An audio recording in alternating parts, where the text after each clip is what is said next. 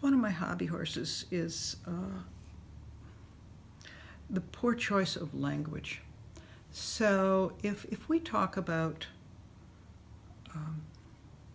regulations, no one wants to be regulated. Regulation is a very negative word. I don't like regulation. I don't want to be regulated. But I do want to be protected. I definitely want my grandchildren protected.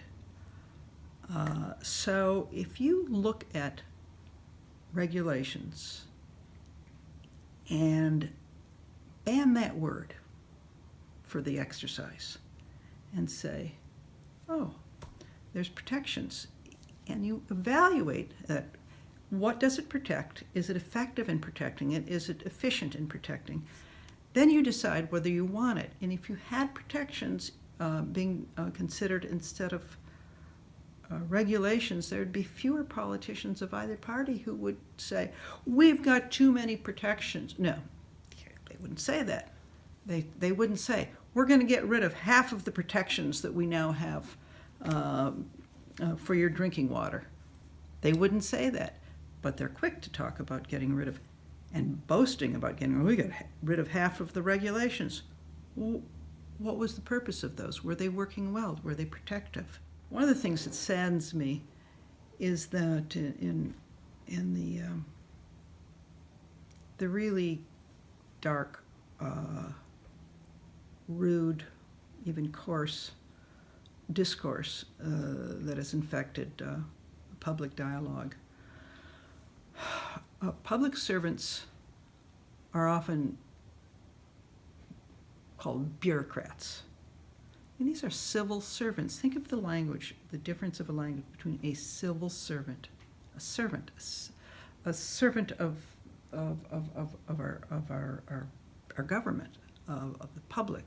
These are public servants, civic servants, civil servants, and a bureaucrat. Bureaucrats are dismissed. Often politicians are dismissed, and they're not evaluated. How many times have I heard, oh, they're all alike, or you can't trust any of them. There's no difference. Well, believe me, there's difference. There's no fewer differences among politicians than there are among people. Back, some of the greatest environmentalists of that era were definitely Republicans. Far-sighted, smart, informed, determined. As the 70s went on, the other side organized organizations that represented trade groups, business trade groups.